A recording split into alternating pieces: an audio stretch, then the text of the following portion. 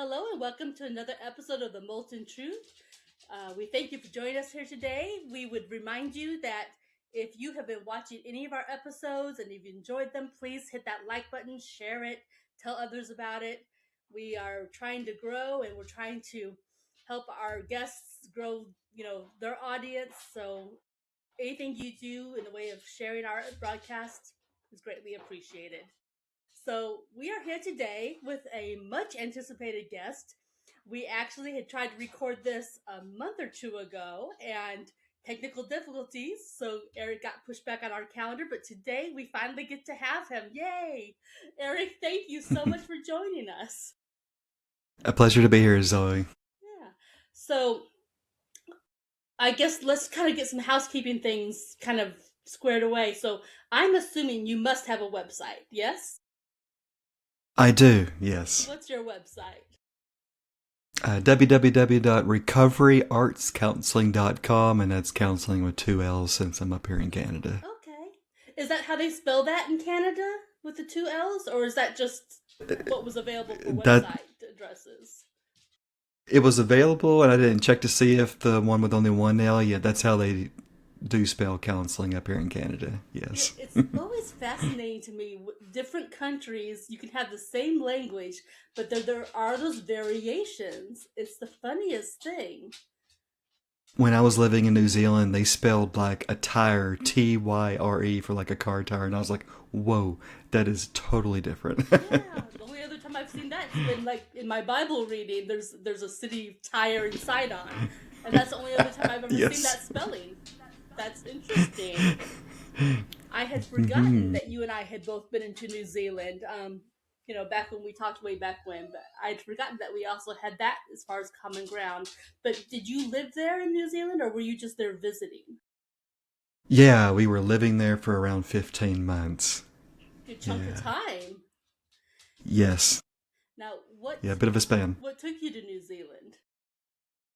Well, it was.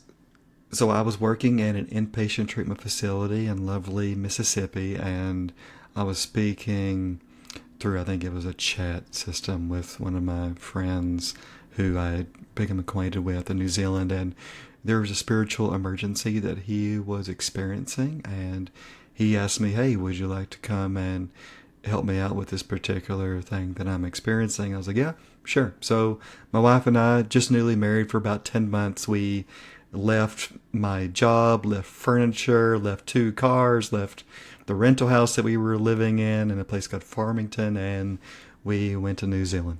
That is amazing.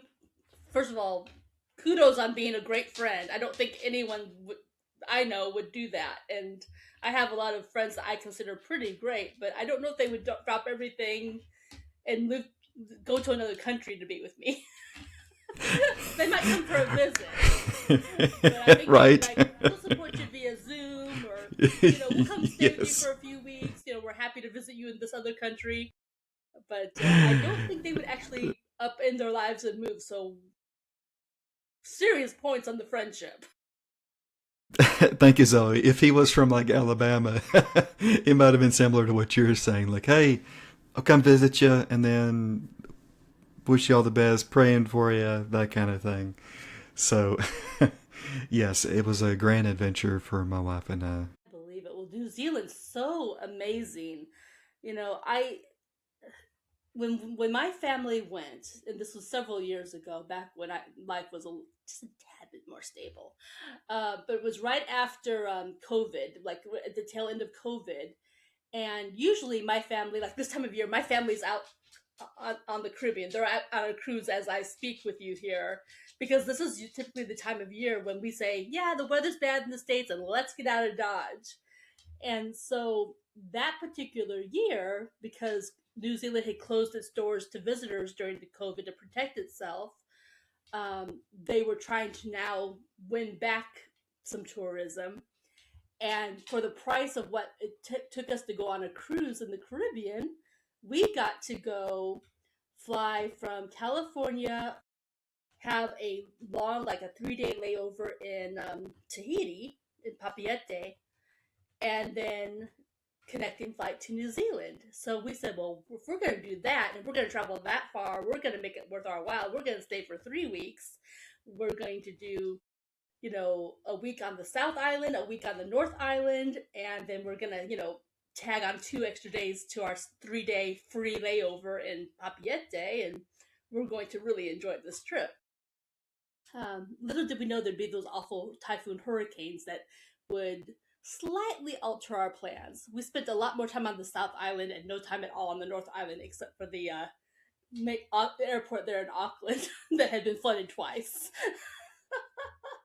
Brutal, eh? But it was Brutal time. such a great trip. Despite that, I actually enjoyed New Zealand more than I enjoyed Tahiti. And I thought it would be the reverse because I am all about, water and the beach. And I did enjoy Tahiti for those reasons. But I loved New Zealand. It was great. I could imagine living there. Totally. And yeah, I guess on our part we did for a little while, and I could totally see why you enjoyed New Zealand. And we spent actually the same amount of time, around a week or so, maybe shortly less than that. For the whole 15 months or so we were there, we only visited the South Island for about a week. So you might have saw more than we did, even being there for over a year. We were mainly on the North Island. Just a smidge. We saw down. Oh goodness, we saw like the southern part and the eastern part. We didn't get up, to the northwestern part, and that was only because we had to extend our trip a week on the South Island because there was no way North was being barraged by that next horrible storm that got them. Hmm. Yeah, totally. Yeah, I remember. I think it was on the South Island, if I remember. We were going around a curve, and then there was this huge herd of cows that were coming our way on the road, taking up both sides. We had to stop, and then the cows just passed between our car, and they had someone herding the cows, and we're just like, okay, this is how it's done. I guess so. See, and that's Yeah. interesting. So, was that in the northwestern part of the island where they had the cows? It it must have been around either the north or the northeastern part. We didn't get to the western part from what I remember. We did go down to the Milford Sound, so we did go pretty far down Okay, south. you did.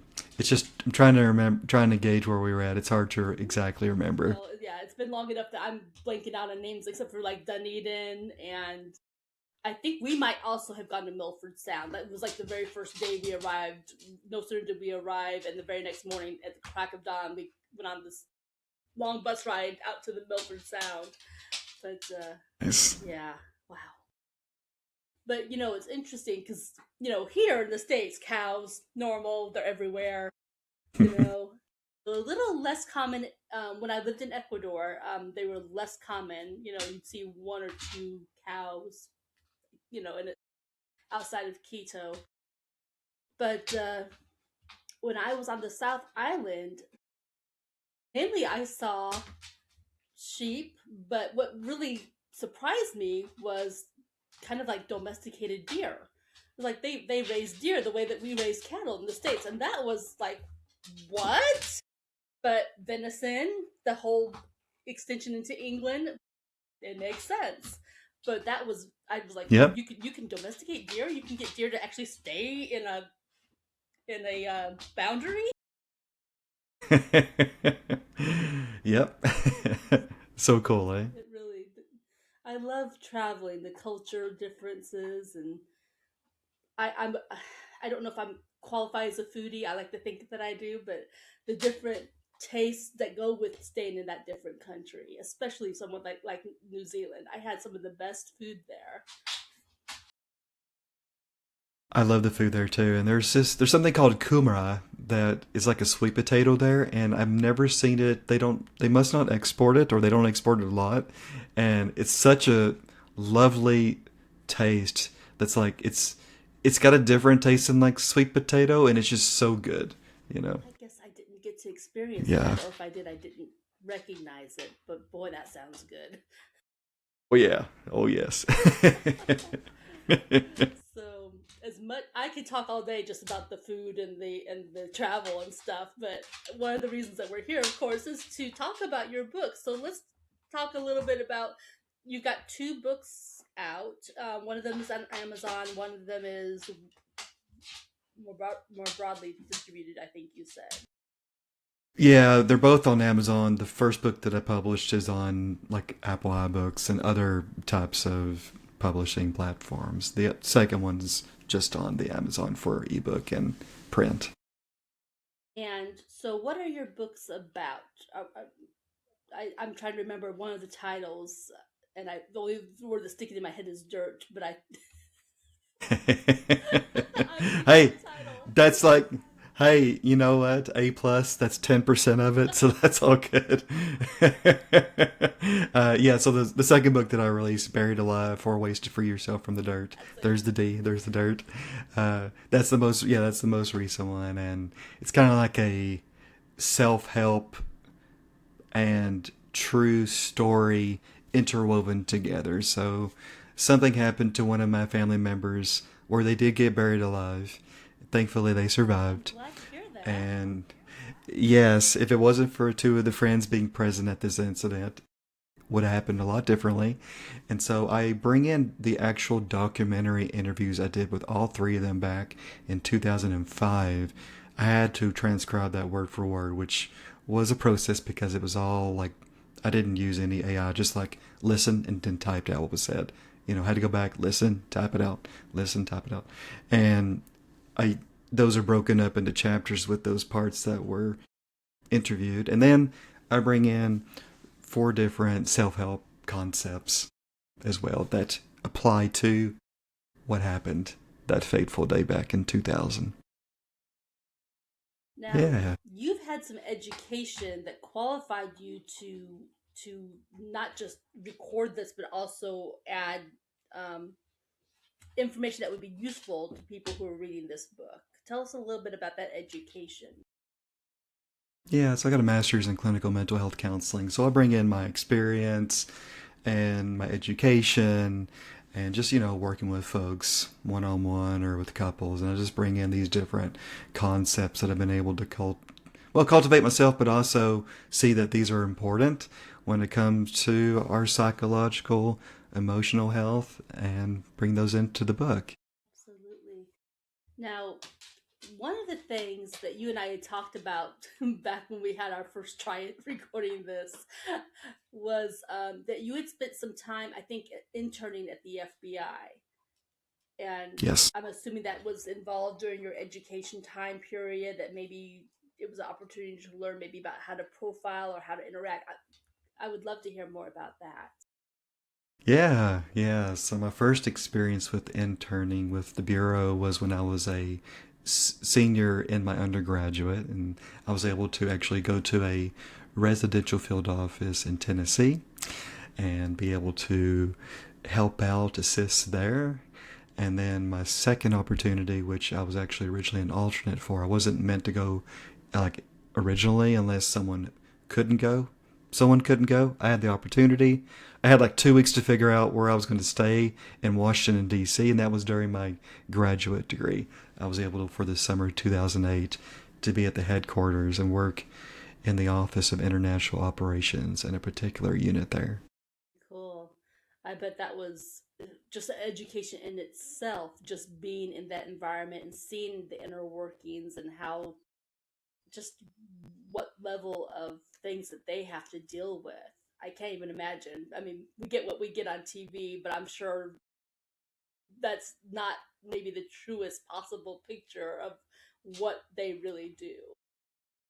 Yeah, yeah. The between what's seen on TV and what's actually done, there is some space between what's really going on for their work and in their lives, and it's just really interesting to see, uh, just to hear about some of their experiences and some people that I did work with as agents, they were actually on one especially was on some high profile cases that are very well known, and just being able to hear about things behind the scenes that he experienced was really interesting.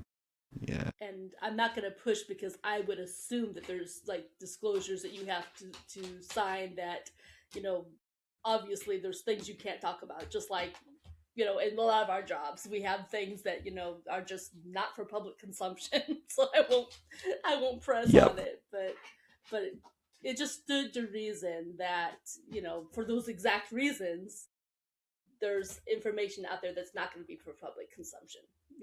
There's entertainment, there's kind of giving you an overview, an idea, but then there's the reality. Yes, totally, for sure. And I had to get polygraph for both of my internships, and that was an experience in of itself. And I tell you what, they can be very precise, uh, and yeah, it's just a really interesting experience to be quite vulnerable and exposed. And I mean, the background checks that they had to do were quite, let's just say, very um, they do their homework, and the polygraph examinations were an interesting experience, especially for someone working in like the field of psychology. Yeah, Yeah. yeah, I would guess so. I mean, not knowing a fraction of what those who've studied psychology know, I can only imagine what's going through your head as you taking everything you learned versus what they're throwing at you. Yeah, that's an interesting concept to think about that. Trying to be true to yourself and not overanalyze what they're asking you, kind of a thing. That's what's going through my head. Totally, totally. I had the chance to be part of the behavioral science unit when I was in DC. Unfortunately, I had some friends that I made that wanted to come in as well, and when the division found out, they were like, "Sorry, we can't take you guys. There's too many people that are interested." So that made it to where none of us had the opportunity. You know what? I didn't really have an issue with it at the time. Even I was just like, I'm just grateful to be here and to serve and have this opportunity. So, Absolutely. How helpful was that time, both of those times with the FBI? How helpful was that to you in the career that you pursued? hmm. Well, I would say when it comes to like accountability, when it comes to transparency, when it comes to vulnerability, like there are some things that do overlap, and the importance of making sure that there's proper note taking as well when it comes to my clinical work. So yeah, there is some overlap when it comes to the jobs. I mean, it is, unless I was pursuing like counseling for people that worked with the FBI, that would be different. Yeah. So there was a few pieces that I found like, hey, just show up, be yourself, be engaged in the work. A lot of those things overlapped. So that brings us back to your website. So recover counseling. So what is it that who do you work with? What is your clientele? Yeah. So Zoe in recovery arts counseling, which I chose because I have a martial arts background, hence recovery arts, martial arts. So I work mainly with individuals and couples, seldom families, yet I have had some experience with families. So usually like 18 to 65. I work with some adolescents, but not many. So that's the main folks that I work with their ages, and that's males and females in the population. Yeah. And I think that ties into your first book, does it not? Yes, yeah, the martial art of recovery is more about the intersection of martial arts concepts with addiction and mental health treatment. So I bring in some of my personal experiences from martial arts, and no holds barred. I don't show myself as an impeccable martial artist that never got beat, knocked down on the mat.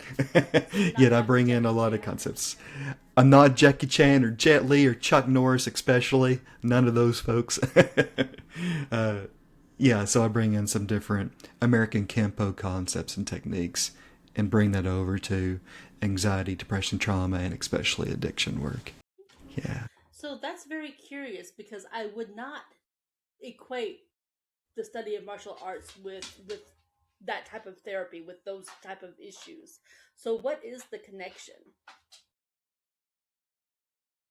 For me, the importance of balance in martial arts, balance is something that has to be continuously worked on, improved, being aware of. Also awareness. of my environment as well, because when it comes to depression, anxiety, and when we're looking at addiction for sure, awareness of what's going on internally and externally is very important. And the same can be said for even protecting myself, where I could have an opponent, which in my book I characterize as, dependency or addiction, habit forming with mood altering substances and behaviors. So I need to know what's going on for me inside of myself, but also what's going on in my environment. You know, driving by the liquor store, or maybe a person, place, or thing that's not going to be beneficial for my recovery. So there's a few pieces that overlap with balance. Also, self control when we're sparring or learning a technique. I don't want to punch someone in the face accidentally. So I have to find out with self control not to be too far away, but not to be so far enmeshed that I accidentally hurt someone, which sure, it happens. Just like in life, sometimes we get enmeshed with people or places. Sometimes we're isolating. So I was trying to find that balance again between with self control about, hey, not being too far away from the help I need, but not being too enmeshed with maybe a particular person or even a therapist, where people get dependent on their therapist. So finding a balance between the two: self control, awareness, balance, discipline, discipline as far as self care. So there's a lot of elements that are interspersed. Absolutely. So this makes me wonder, because you're originally from Tennessee, so you're a Southern boy. I'm a Southern boy, born in Arkansas, raised in Tennessee, so I am Southern bred. You white bread. Okay, so sorry, just sometimes the point just sneaks out. I ate a lot of I ate a lot of white bread. Growing up, I ate a lot All of those American Wonder cheese. commercials, So, right? Who couldn't eat white bread with Wonder oh commercials yeah, on the front? I know. I mean, it was just a prophecy fulfilled. There you go. But so being raised in that southern atmosphere, um, was there, what was the influence for martial arts? Did it start early in life, or at what point did that come into play? Yeah, when I did my first black belt in what's called Wado WADO dash RYU, I was around 12 years old. So I did like 10 to 12 years old with that particular martial art with my dad. And then when I was 16 to 18 with my dad again, we started doing American Kempo. And that was probably the one that I know more of, just because it's more recent and it was just frankly a lot more intense. Like I had to fight my martial arts instructor, the sensei, which was, yes, I don't know if there's such thing as an ex-marine. He was a marine in the past, like over 6 feet, not any gloves on. So, going to flashbacks of that experience, a lot more intense and invigorating and challenging. So it started for me quite young, and it was two different dojos, yet two really enjoyable experiences for different reasons. So was this more family influence, more so than neighborhood influence then? Because I don't usually equate the Yes. South and martial arts. That's why I'm kind of going down this direction with you here. I would say it was more family influenced. There was a community for sure with what was called Gary Steele's Karate Studio, where I grew up in Tennessee. And then it was very much a smaller, tight knit group when I pursued American Kempo. There was some Jiu Jitsu mixed in too, yet primarily the Kempo. And that was a very core group in what we called the Snake Pit. And one of the gentlemen that was actually part of that group is actually teaching people now, which is pretty amazing. His name's Kevin. So, yeah. So the only thing I know about anything related to martial arts goes back to the Karate Kid. So basically, I know Hey, nothing, right? yeah. So the one takeaway I did take from that movie, from that franchise, was, you had the bad instructor who taught his kids to be violent, and then you had, of course, the other instructor who was teaching that it's for purely for self defense, that it's there for a purpose. So I'm guessing that you're on that side of it's there for a purpose because you seem like the most peaceful person that to talk to. Which surprises a lot of people. And for me, sparring, it was trying to find, and this is even going to mental health, going between passivity and being aggressive and finding that assertiveness to spar. And yes, I am on the I'm in on the team of for defense. Don't need to be used for bullies. Bullies are jerks. Doesn't need to be used for that reason. And there's mild, moderate, and severe as far as the amount of damage that a martial artist can do. I can maybe just do the mildest form of defense and I can get away. I don't need to go to like, you know, some type of defense where I'm going out of my way to like harm someone greatly. I don't necessarily have to do that. Absolutely, which makes sense to me. But I had to go down that road because that's literally only stuff I know. That's okay, and that's okay. Karate Kid's great. Even there's a movie with Chuck Norris that I really like called. It's got this young gentleman. I think his name is Brandon in it too. Um, Sidekicks, yeah, Sidekicks, um, and even the Karate Kid TV series has a lot when it comes to discipline and self control and kind of. It actually has that bad, dojo teacher actually has him in the show again, and it's interesting. He hasn't learned too much, obviously. That seems to mirror real life, doesn't it? The people who are intent on being violent tend to stay that way. It takes something pretty outstanding for them to change direction. And that doesn't always happen. It's not impossible, but it's not something you see every day. And that would be a case in point in my own household with the cat chasing the dog. It's the age old battle, you know? That's right. Usually it's the other way around, though, dog chasing cat. But yeah, in that moment, the cat decided to surprise the dog. Welcome to Zoe's world. There's so much rich YouTube content that could be had with those fights. Yeah, so true. Just cameras in the wrong direction, but probably a good thing because unfortunately my house needs a little TLC. Not getting it right now. So going back to where were we before the cat attacked the dog? Martial arts and fighting and different dojos, and you asked about the Yeah, Karate Kid and that your experience there. I had a question I was just about to ask, and I completely lost it for the humor of that situation. Um, oh well, let's maybe move a different direction until my mind decides to come back to that angle. Um, so let's just go completely just crazy and say, what kind of entertainment do you enjoy?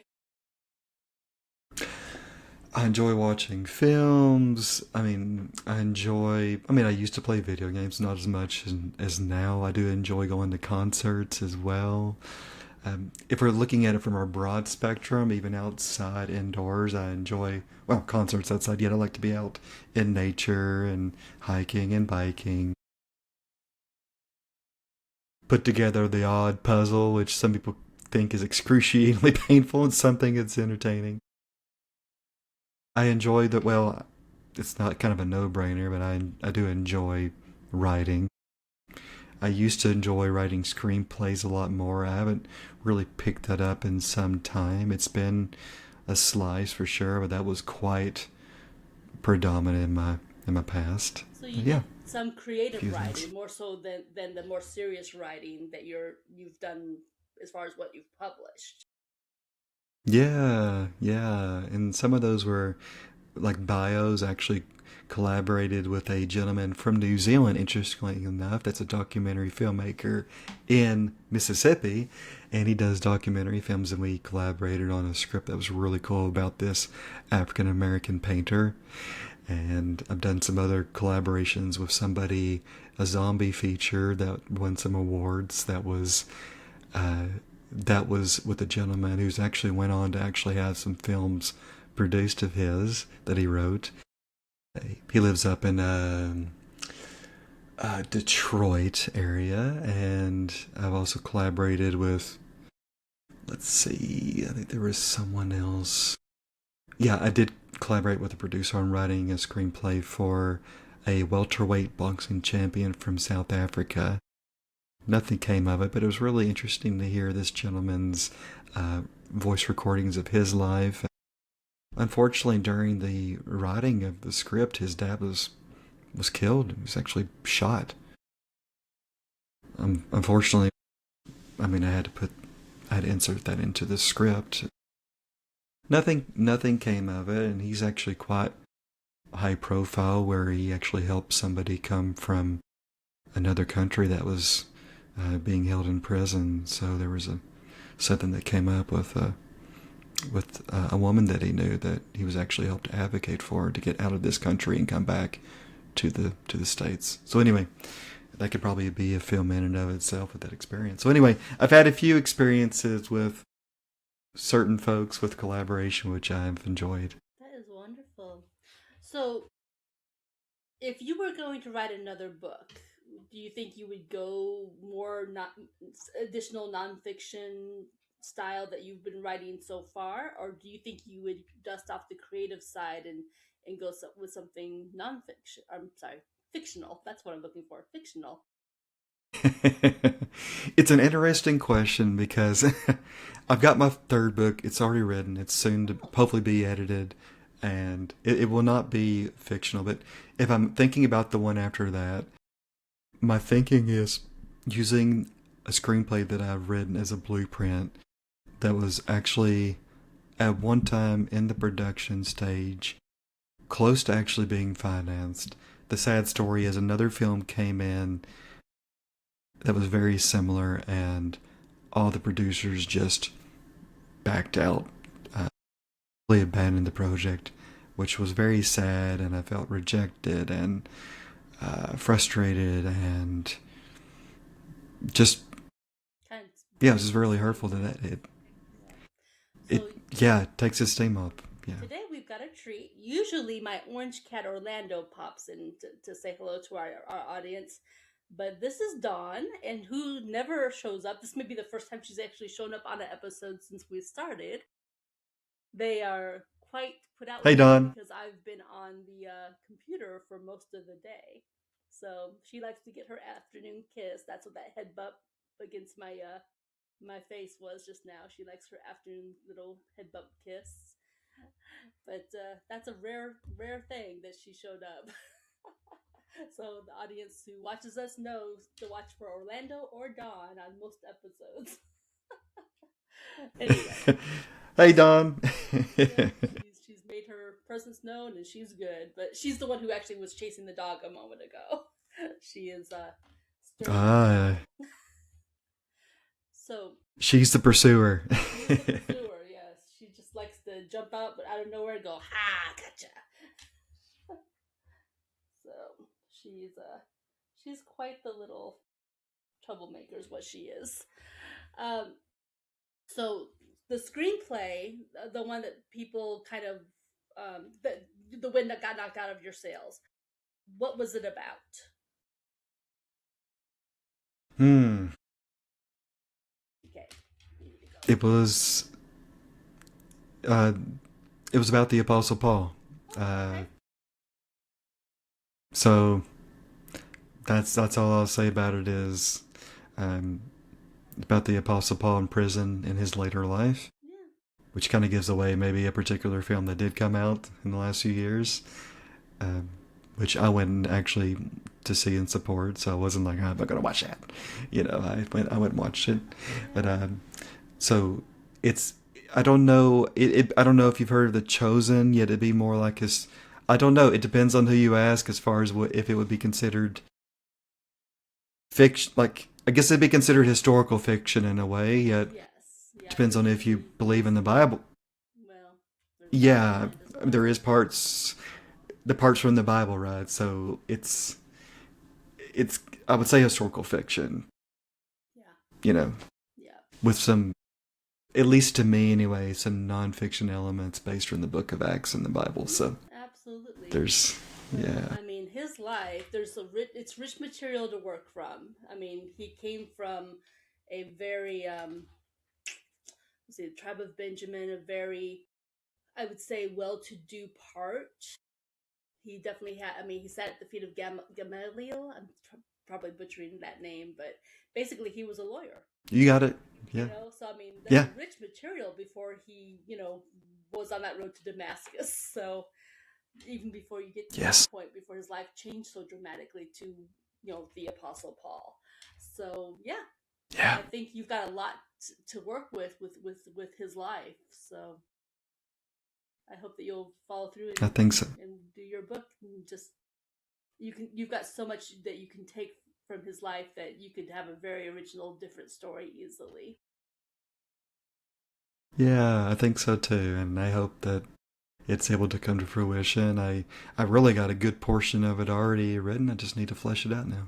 Yeah, absolutely. Yeah, different audience, of course, but Yes.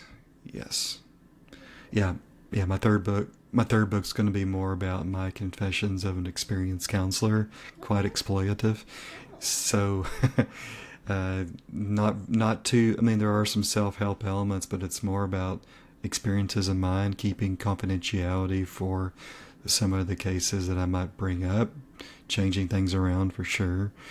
So yeah, and that's probably the most challenging part of my third book is trying to keep the confidence and how do I change things to make it a more of a composite for these cases. sure. More about the material without bringing up any specific person or any way of identifying any specific person, unless they're willing to sign off like Yep. a release to allow certain pieces, maybe. Yeah, there's such, Absolutely. it's such a tough thing.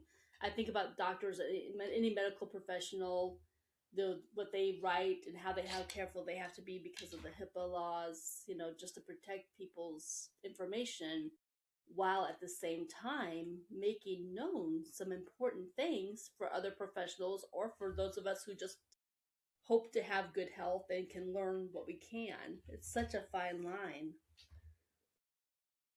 It totally is. And I'm definitely walking that line in this upcoming book. And I do hope that I'm able to get to a place where, like, I'm not using any gender, like, I'm not using any of that. I hope I make it to where, there is nothing that's identifying. I'm doing my best to make sure. So, yeah, well, and I might just, and if I find that I cannot um, make it as confidential as possible, I'll just take it out. Yeah. Well, So, one of my favorite sayings I found on the island of Curacao, and it's when things don't go right, go left. Find a new direction. I You'll love figure that. it out. And I've had to do that with the script. Yeah. Yes, I had to do that with the script, like, um, just, yeah, that's what I'm looking to do is I actually do have someone that is interested in the screenplay that is a producer across the pond. And so it's just kind of in the oven right now. So perhaps it gives more attention for that as a possibility down the line as a film. So we'll see. Well, I hope it works out for you. We'll see. So now we're at the Yeah, fun thanks. part. Not that it wasn't fun already, All but right. we've had plenty of fun. Yay. So I'm going to actually have possibly two questions for you. We're going to start with the one that the person I interviewed this afternoon left for you. And if we don't have enough time from that question, which it might surprise me, maybe it will, I've got a second question. So her Oh. question to you was Post-it notes or index cards? Which do you prefer? Oh, that's a good question. I like that. That's conniving. Only a writer I would would think like say, that,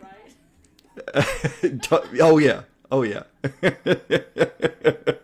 Do I look like an obsessive, like, trying to figure out a crime all over my room with post-it notes, or am I categorized with index cards in a Rolodex? Let's see. And most people maybe don't even know what a Rolodex is. That's kind of old school. I was gonna But say, anyway, I think it's our age group is I the would. last one to use a Rolodex. Generation X, woo! I'm only a few years. Apparently, I'm like a just into millennial. Like Really? Okay. yeah. Apparently, So you're according to calling one me thing I old. saw, I'm like, sure. I didn't say it, Zoe. I didn't say it. I am innocent. I just have to have fun with Uh, you. I am innocent in this endeavor. Yes, Just like I the appreciate the the fun. So Mystery Man. yeah, yes, I would say probably post-it notes because I do like that I can stick them somewhere, anywhere, and I feel like I'm more of a post-it notes kind of guy. Yep. See, now my response internally to that question was neither. It would be all on my phone, my iPhone, on my little notebook in my phone or on my computer. So maybe I am younger. You, At least in yeah, you message. got that aspect of you that's yes.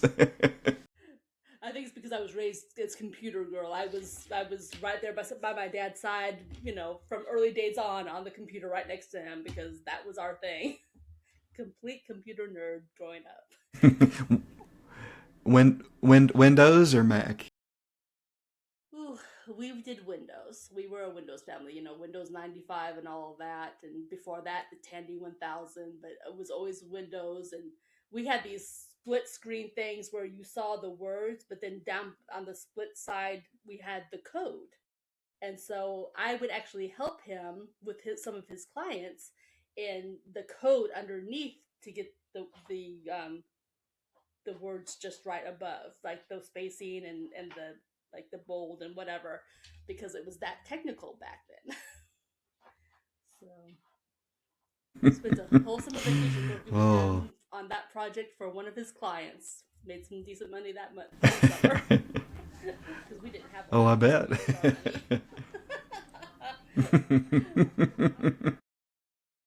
So the other question, which is also actually a kind of a fun question, are you a Star Trek or Star Wars kind of fan, and why?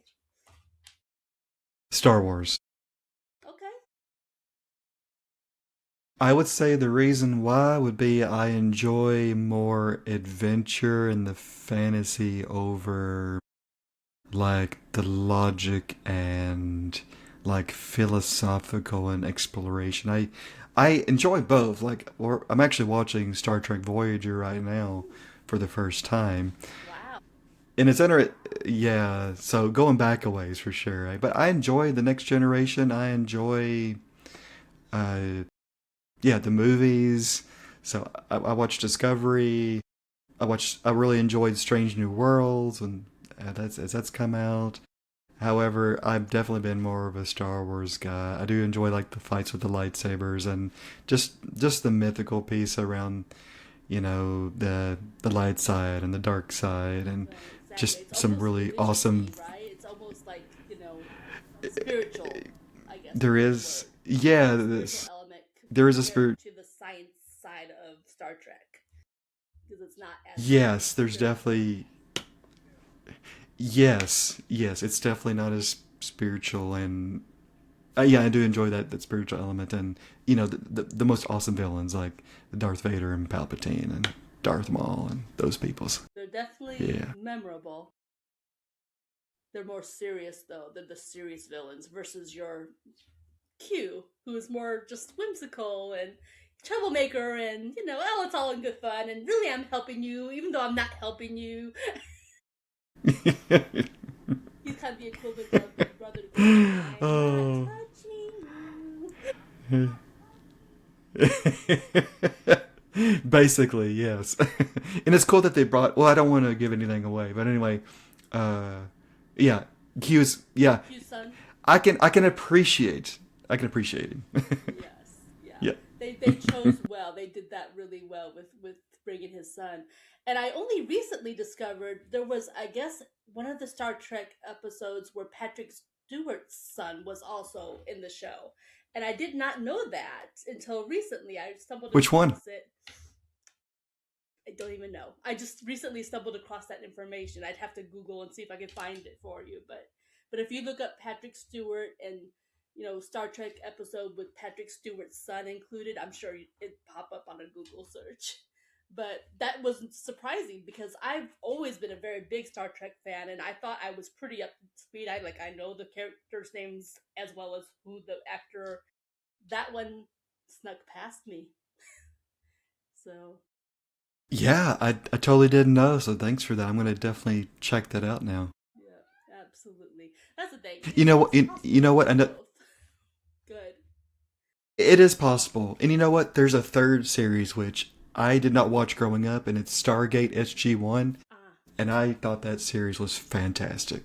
that's good. Yeah, Yeah. yeah. I never got into that, but someone else had mentioned that to me recently. I was having that conversation with some friends who live across the street. They're like, "Did you ever watch that one?" I'm like, "No, I was too busy with DS9 and everything else going on." But Richard Dean I Anderson, haven't watched Deep State. Deep Space I Nine. know you can't beat. I mean, yeah, I haven't watched Deep State 9, but you can't really beat Richard Dean Anderson. Exactly. He's good. Yeah, so it may still get on my to do list. I might eventually watch Stargate, but just haven't yet. Just put on hold anything for an entire year. It's like 10 season. Okay, well I'll stick It's those out. it's You know, I yeah. try to watch things when they have had long seasons. I'd never like to watch something in its first or second season because I don't know if the show's gonna just end abruptly and not be satisfying. It's annoying when that happens. I like a good long, like, give us the full story, or at least make it up with movie stars just Yes. to finish the thought. And I hate it when they abruptly stop. Yeah. I know, like Firefly, like it was an Yeah, amazing first season, and thankfully they had a movie. Yeah, it's just like, oh, there could have been so much more.